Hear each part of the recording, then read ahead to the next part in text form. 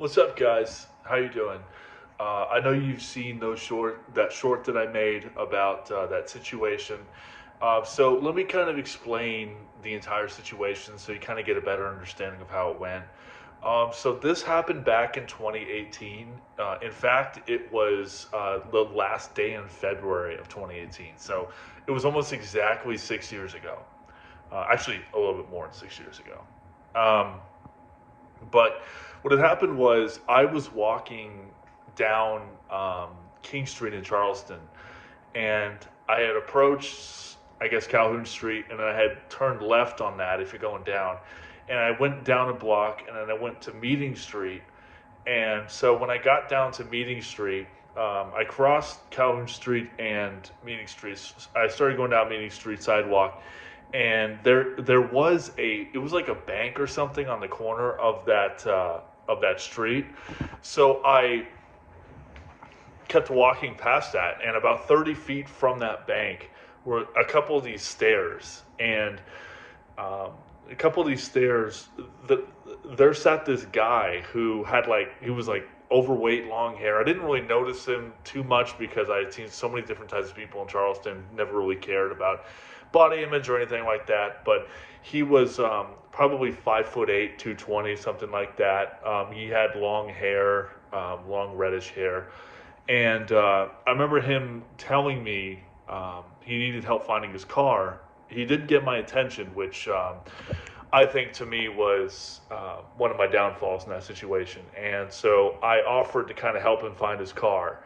And for the next few minutes, I'm kind of jogging his memory, like, hey, dude, like, what happened? Like, where do you think your car is? Like, when was the last time you remember where your car was? And he didn't really have an answer for me. He kept telling me, like, I don't remember, man. I don't know. And so I kind of figured out after a couple times it's kind of worthless to keep asking him.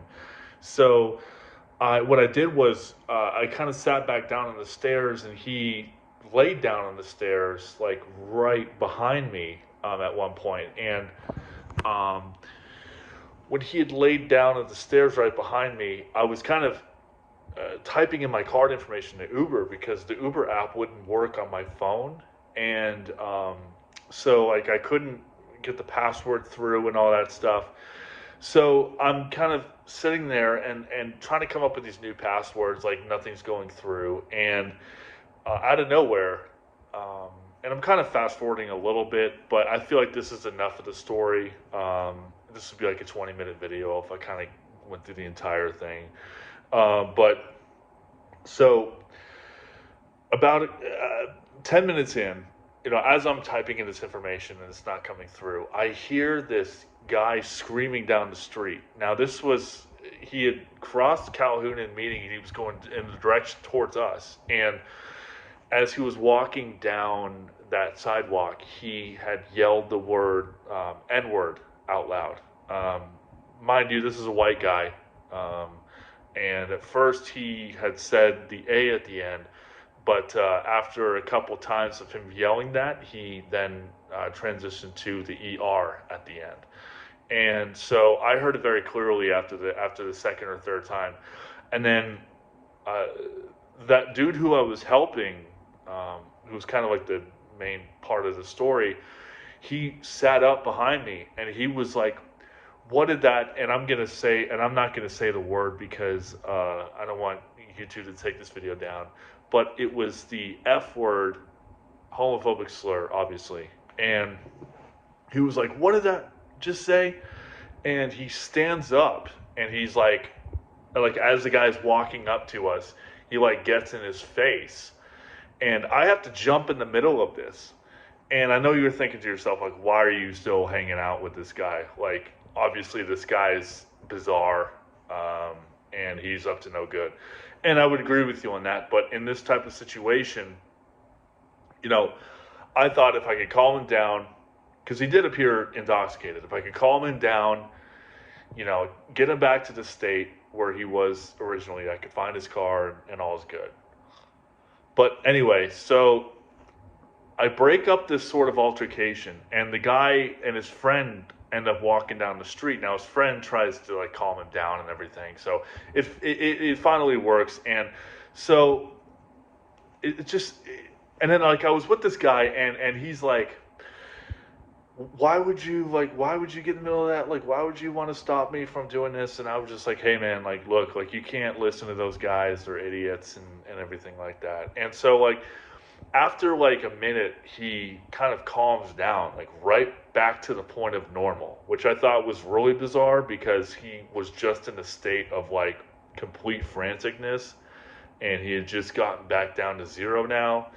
And so at this point, we're kind of towards the tail end of this. And so I'm like, hey, um, well, let me back up a little bit. So he walks down the street a little bit, and he gets down to this alleyway, the alleyway was just like a block down from where he was sitting.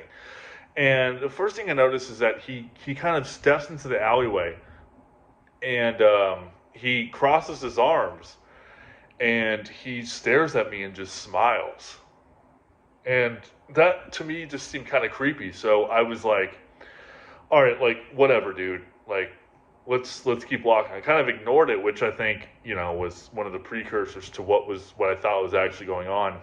And he walked down back toward the stairs. Like him and I walked back down toward the stairs, and I'm just thinking like, um, you know, how am I going to get this guy? Like how am I going to get out of this situation? Right? How am I going to erase myself in this situation? Because this seems really bizarre to me, and I don't know what to do. Never seen this guy in my life before, and this seems kind of bizarre.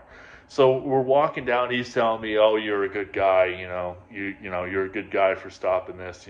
This and that." And so I kind of finally ask him. I'm like, "Hey, like, look, is there like a landmark, like anything that you can remember from the last time you saw your car?" And he's like, "Dude, I don't know."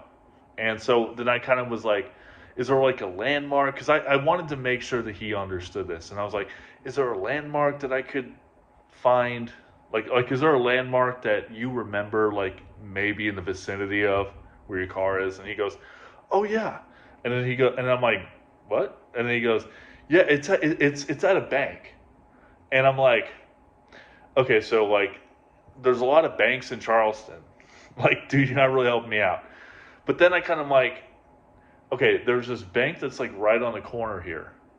I know that's not the bank because it's like sitting right there, like right by where we sat and right where I explained in the beginning of the video.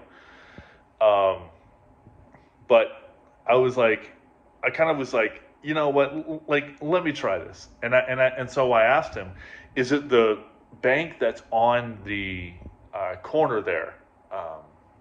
And I forgot what the name of it was. I don't know if it was like, yeah, I'm not gonna think about it. But he was like, yeah, yeah. And I was like, okay. So, and I kind of had this like weird reaction because I'm like, okay, like if it was there, then why go through this entire process? So we walk over to this to the parking lot, and keep in mind when you go in that like location, there's 3 slots of cars that could be parked there, and those are like right near the road. And so that night there were 3 different cars that were parked on those slots before you get up to that intersection. And I remember this. I'll never forget this. We walked 30 feet, right? We walked 30 feet. And the first car that we saw was this black convertible, really nice black convertible looking vehicle. It had tan seats on it. It was like more of a classic black convertible than it was a modern day. Like when you look at these modern day convertibles, they have all this like new high age tech stuff. When I looked through this car, it was kind of like older. Like it had tan leather seats. It had a really nice like stereo system, steering wheel, but it did look older. Maybe an older man had this car, or maybe somebody that bought this car back when it was originally dated. I don't know much about cars, but he kind of jumps in the passenger seat, and he's like within a few minutes, obviously, and like you heard in the short, within a few minutes, he was like, "Do you want to drive me home?" And I'm like, "Drive you home? Like, why would I drive you home?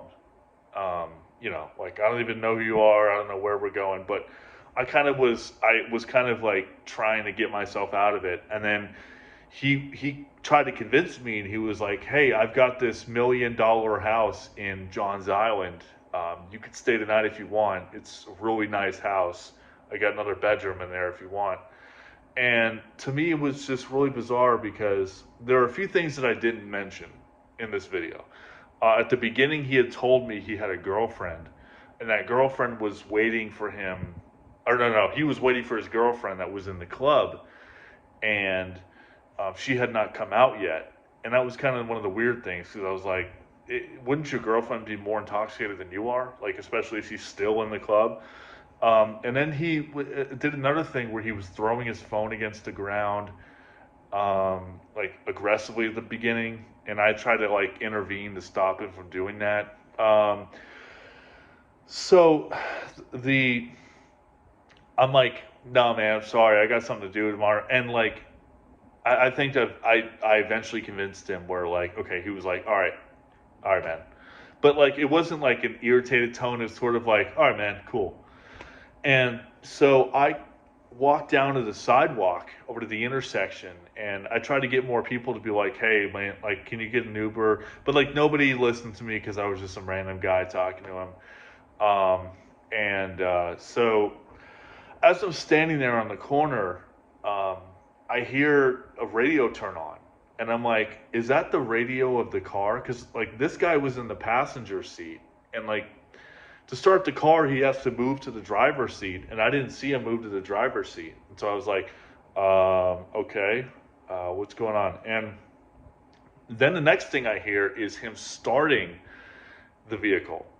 And so now that I hear him starting the vehicle, I start to get worried. I'm like, I thought this guy's drunk. I thought that, like, I told him he shouldn't drive. He's in the passenger seat. What is he doing? And then he starts moving toward the street.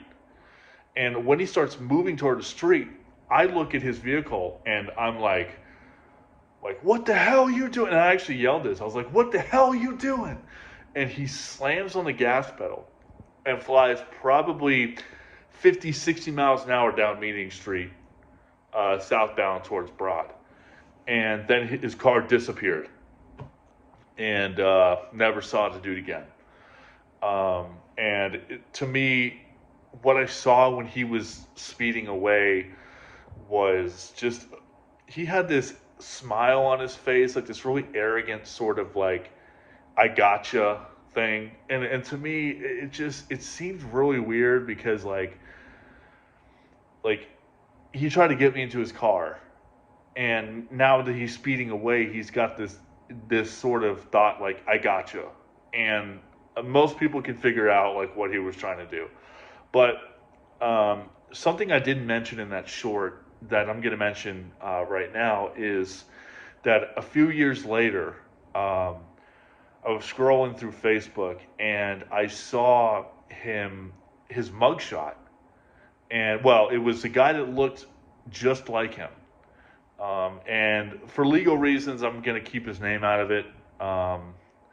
But this guy was arrested in the other side of the state for killing like 3 animals with like a knife and like setting them on fire.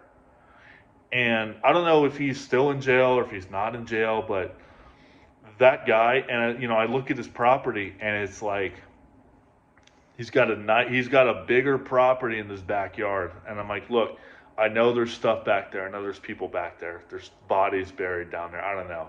But whatever I saw that night, I knew that if I got into that car, nobody would see me again. So this is a lesson to everybody who, runs into strangers. Just be careful. Most of the time people are nice, but sometimes you get people that are really bad. So that's the full story behind this, and I appreciate you guys for listening to this. Thank you.